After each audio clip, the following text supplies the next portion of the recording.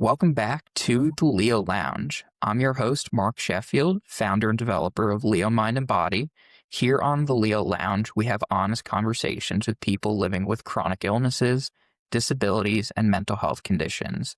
We talk about the stories behind the diagnoses, the challenges people don't always see, and hopefully remind everyone listening that they're not alone. Today's guest is Jenna. Jenna is a licensed practical nurse, athlete, advocate, and someone whose story is about so much more than chronic illness. Jenna, thank you so much for joining us today. Thank you for having me. It's an honor. So, before we jump into your health history, I want everyone to get to know you. So, tell us a little about yourself and who is Jenna outside of chronic illness? Yeah, so to keep it basic, I'm a very family and friend oriented person.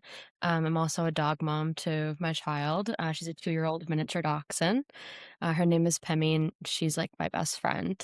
I'm an avid sports lover, sports fan, and that honestly has brought me a lot of comfort over the past couple years, always having something to kind of give me a distraction or to look forward to. When my health allows it, I do love a good competitive cornhole tournament and some amateur golf as well. I haven't golfed in like a year, but I do still love it. Just kind of waiting for my health to get better to jump back into that. And then some more chill hobbies I like is a good book, movie, or show. And I am located in New England, so I'm a nature girly at heart. Now, I know nursing has been a passion for a long time of yours. What made you fall in love with healthcare? Yeah, so I started as a CNA first. And honestly, just kind of working as a CNA right after high school and helping people in their most vulnerable state, doing things that I didn't think twice about, kind of changed my perspective on everything. And that's when I really started to fall in love with healthcare. But as my career built, as I went to nursing school, the love for it just kind of kept growing as it evolved pretty naturally, honestly. I can totally relate to that. I started off as an EMT and fell in love with emergency medicine. And that's why I went on to get my paramedic because, it's just you fall in love and you realize this is something that I really enjoy doing and you can help a lot of people at the same time. 100%. Now, you always grew up playing sports. What was your sport? Yeah, so I actually grew up when I was, like, really younger, I played baseball and basketball, so I was playing with the boys, and then once I hit, like, middle school age, I switched over to softball. I played softball through high school, and I was gonna play in college, but my last injury kinda retired me, so that's what I was kinda doing. I mean, I really enjoyed it while it happened, and it definitely was a grieving process once it stopped, but I don't regret it whatsoever. It's the memories that you make will last a lifetime. Mhm. Now, if I met 16-year-old Jenna, how do you think she would describe herself? She unfortunately based her worth on her performance, especially when it came to sports. If I wasn't doing well in my sport, I didn't feel like I was a worthy person overall, if I'm being honest. She would, I feel like, describe herself at a very basic surface level, like just athletic and outgoing. And that was kind of it. And there was like a lot of insecurities deep down that was never talked about. But I feel like 16-year-old me was very surface level and very like, if I'm not doing good at this, then my worth is lower. So there's been a lot of growth, which I'm happy about. Now, you mentioned that you had symptoms throughout your life, but things really changed around 2021. What happened in 2021?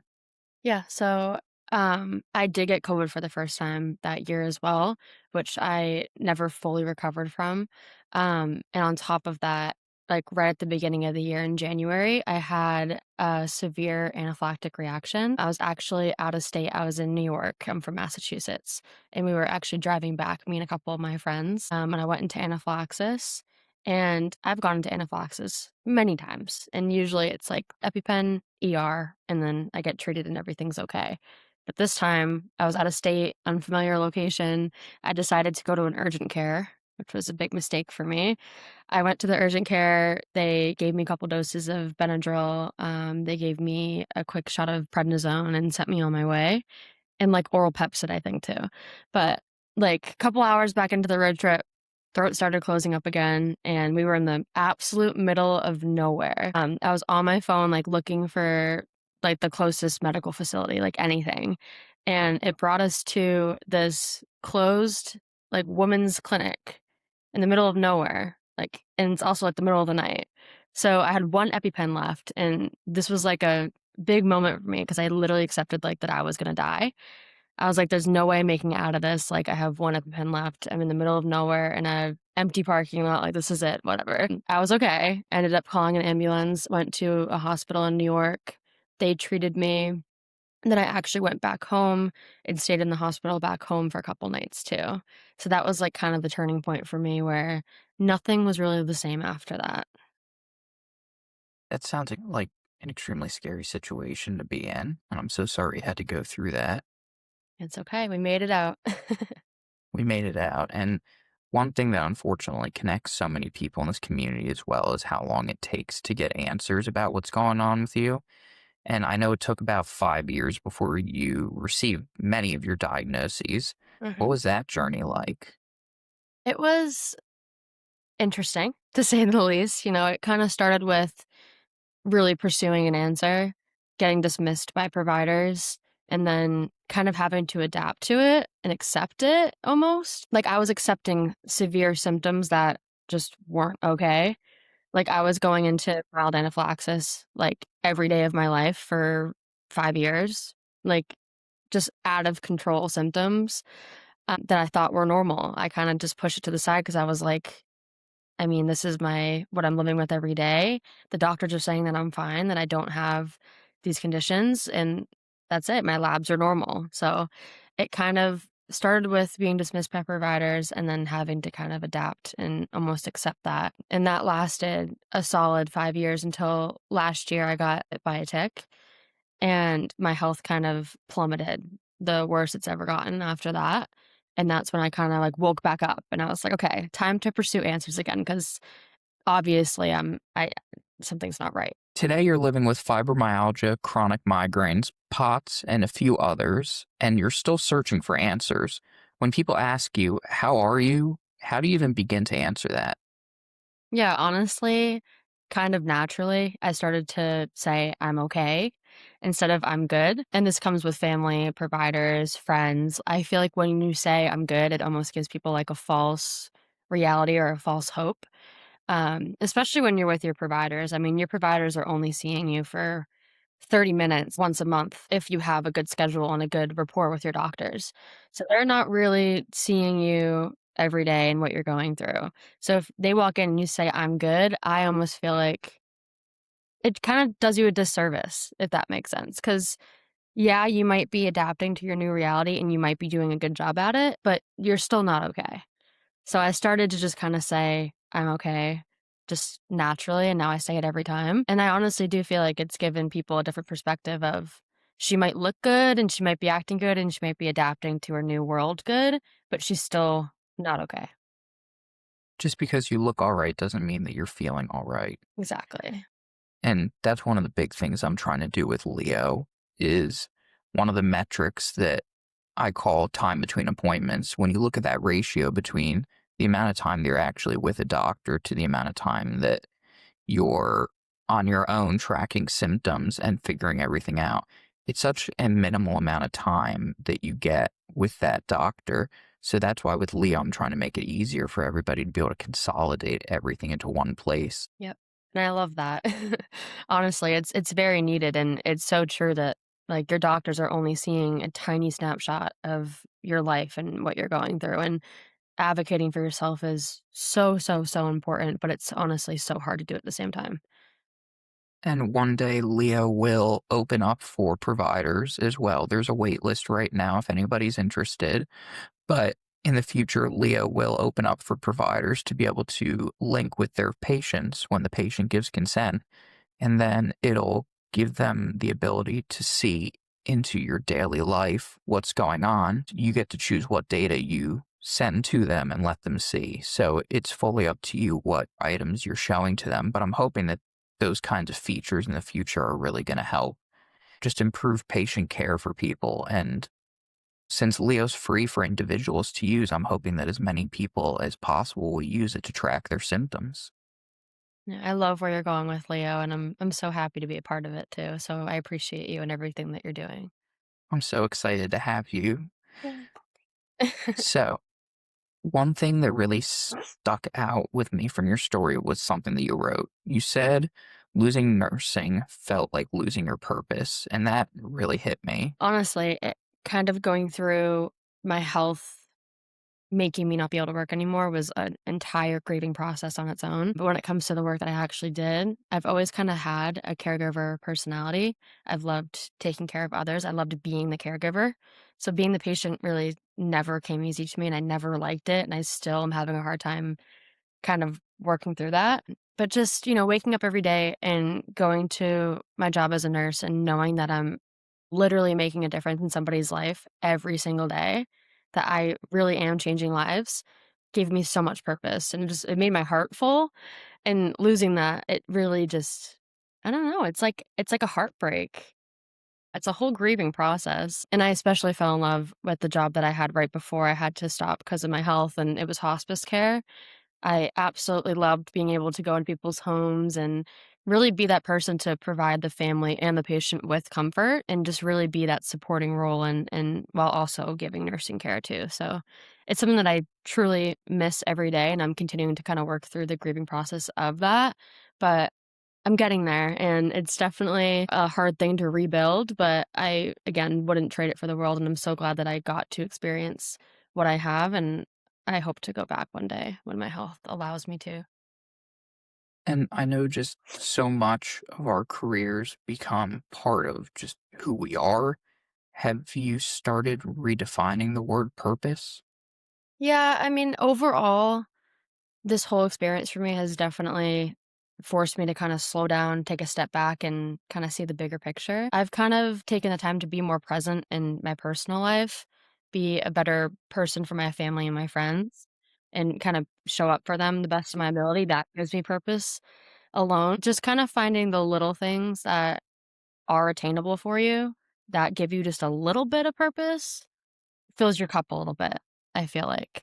And just waking up every day and just trying your best every day, because it's not about being perfect, it's about just showing up and trying. I feel like that alone, little by little, can fill your cup back up and give you more purpose. Even if your purpose isn't crystal clear anymore, it will be. You'll get there. Something else you're navigating right now is your divorce. And first of all, thank you so much for trusting us enough to share that. You haven't really talked about it publicly yet. So, what really made you decide that you were ready to have this conversation? I feel like it's still fresh, but going through the process really reiterates and reinforces that your life is yours and yours only. And being open about my journey with chronic illness has connected me to such an amazing community. And I know that there's many people out there going through something similar or even the same thing as me. And you're just never alone. And I want people to know that you're never alone and that it's okay to not be perfect. And it's okay to kind of understand that things happen and it's not your fault. Yeah, it's really just reiterated that I'm not alone, and just because my marriage failed doesn't mean that I'm a failure, especially when my chronic illnesses and my health was a major factor in our separation. Yeah, it's still a process that I'm going through, but I really hope to help it maybe just one person. If I help one person, then that's all I need. Just for somebody else to know that like, hey, it's okay. Like it's not your fault and you're not alone. So, what's been the hardest part about balancing chronic illness while also having to navigate such a major life change? The whole adjustment to the new environment, like, I moved back home, bringing my routines that I've developed into a new environment is, like, a whole process in itself. I have, like, tried to be normal, and I've tried to, like, process a divorce as, like, a normal 25-year-old, and it's just not working out for me, like, I'm trying to put on this mask and put on this front that I'm handling everything okay, and I like, for example, I went out with a friend last weekend, and it sent me into a week-long flare, and I've done that 3 times already. I've been home for a month, and I've sent myself into 3 week-long flares by trying to act normal about it all, so I feel like that alone is something I'm adjusting to. It's kind of shown me that rock bottom has a basement, but that I can also come back from anything and adjust and adapt to everything. So it's shown me that I have a lot of strength and resilience, but it's also shown me that I'm still not normal and that that's okay as well, if that makes sense. Absolutely. It's okay to not be okay. So, do you think chronic illness changes relationships in ways that people don't often talk about? 110%. Most definitely. I feel like when my health really impacted my ability to provide what I used to provide in a marriage, everything I brought to the table in my marriage, like, disappeared overnight, and that's something that I feel like nobody really talks about. Like, both parties have to be willing to adapt to that major change. Like, we went from double income, no kids to single income, no kids. Like, that alone is an adjustment for people. Um, then that's just the income part of it. Never mind the daily tasks around the house and just different stuff like that that I was providing that I couldn't do anymore. Um, and I feel like chronic illness can both expose underlying issues in a relationship and also on top of that, bring on new ones as well. So it really does kind of expose everything. It does make things more clear. And, many people vow in sickness and in health, but not everybody thinks about the sickness part coming so soon. Like, I got sick to the point where I couldn't work a year and a couple months after we got married, so it was really fast. We didn't really have that good, like, couple-year honeymoon phase like most couples do. So that alone made a big impact on us, I feel like. And anybody can become disabled at any point in their lives. I think that's something important to remember and something to think about when it comes to the people around you, your relationships. I mean, I'm always kind of a person to prepare and think of the worst, which I know sometimes isn't the best, but it's really kind of helped me see like what are you going to do if things go south? How are you going to adapt to it? And I feel like that is something that really does impact relationships that not many people talk about. One thing that I really admire is that despite everything that you've been through, you've continued showing up online for other people. You once said, even earlier in this interview, if I help one person, it's worth it. Where does that mindset come from? I think it comes from knowing how isolating and scary it can be to fight with your own body every day. I silently struggled for years, kind of in the dark by myself. And I feel like putting yourself out there online is definitely a vulnerable thing to do. And I've personally been judged for some of the content that I posted. But at the end of the day, I really do believe that if I help one person and somebody can feel understood or seen from my journey, then it's completely worth it to me, honestly. Because I know what it feels like to not have somebody to relate to and to be so alone that I feel like the community itself, just being able to relate to so many people is just it's unbelievable, honestly. It makes a huge difference. And the community that you're growing is amazing. Just the amount of people that are seeing your content now, and it's been amazing watching your account grow. And I can't wait to see it continue to grow as more people recognize, you know, the information that you have and the wisdom that you can share. I appreciate that. Thank you. So, you've mentioned wanting to share more of your divorce journey online. What do you hope people take away from that? Kind of like what I was saying before, that it's okay to kind of take that mask off and not be perfect. That it's okay if something that's out of your control does damage to you. Kind of like I was saying before, especially with my circumstance, that my health really did impact our separation and how things went down. That That's out of my control. I can't control that, and that's okay, and it did damage me. I feel like that is something that I've had to accept because I did put a lot of blame on myself for the reasons that we separated because at the end of the day, my health really did have the most impact out of all of our problems, and accepting that didn't come easy, but I feel like that alone is something that's really helped me, being able to accept that and say, "Hey, listen, like, it's not my fault. I didn't ask to be this way. It's out of my control," and that it's okay. Like, just kind of letting it go and letting it be. That's been something that's helped me the most, and I feel like kind of sharing that maybe can help someone else recognize it because I was really in a spot where I was super desperate for a hot second, where I just desperately wanted to save my marriage, and I was trying to do things that weren't attainable for my health, and it didn't work, and it never will work. Like, you have to put yourself first, and you have to put your health first, and you have to accept that it's okay if it doesn't work out because it's completely out of your control. So during these times, what has the chronic illness community meant to you?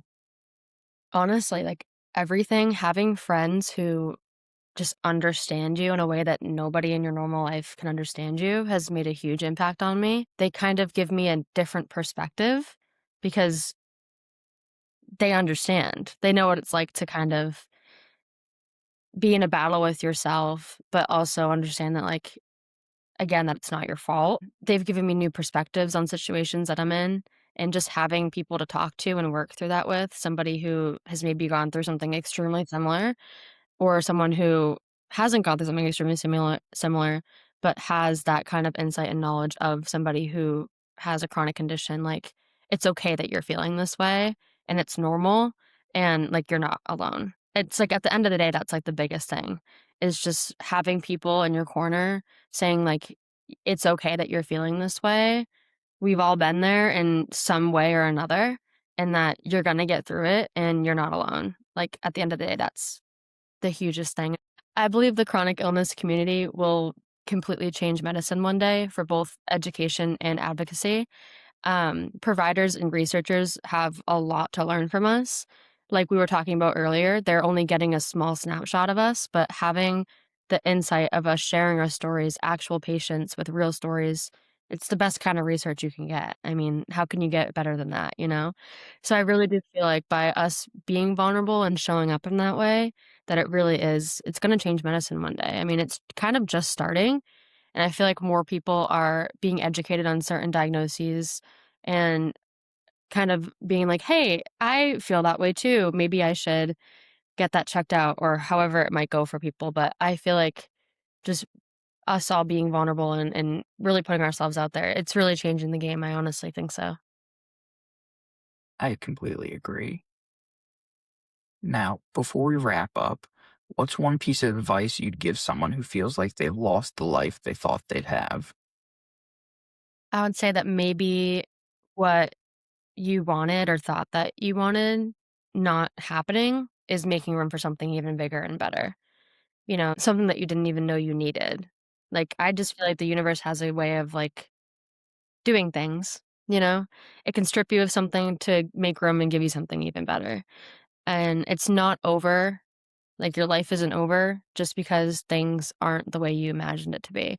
Like, there's been, gosh, like, a million times that I've planned out my whole life in my brain, and it's gone completely opposite, and that's totally okay. Like, I didn't plan to be 25, unable to work, chronically ill, and getting a divorce. I Who would want that? You know what I mean? But just knowing that going through this is making room for something better for me is definitely giving me hope, and I hope someone out there that's in maybe their rock bottom, their version of their rock bottom, knows that you can climb out of it. It's gonna be okay. You're not alone. I'll say that over and over and over again. We really are never alone, so You're not alone. mm-mm. And finally, we ask every guest the same closing question. If you could please complete this sentence, I hope someone listening today remembers that That you can do hard things, that you can fight your greatest battle and get up again and show up again, that you don't have to have everything figured out to move forward, and that if you have 10% today and you give that 10%, that you gave 100%. And I know that resonates with the chronic illness community because sometimes we wake up and we're on 5% or we're on 20 or 50 or 60. But if you get up and you give that percentage, no matter what it looks like for you, that's your 100% effort. And I feel like that's something that I just recently started doing for myself, and it's been very helpful. And just to keep going because it really is never over. Like, even though you might be in rock bottom's basement, you can do it and you can come back from anything, honestly. Jenna, thank you so much for being here today. One thing I took away from this conversation is that while chronic illness can change our plans, it doesn't take away who we are. Sometimes it simply asks us to discover a new version of ourselves, and I think your story is a beautiful example of that. Thank you for trusting us with your story, and thank you to everyone listening. If today's conversation resonated with you, let us know in the comments. We'd love to hear your thoughts, and if you have a story you'd like to share on the Leo Lounge, we'd love to hear from you. And we'll see you next time on the Leo Lounge.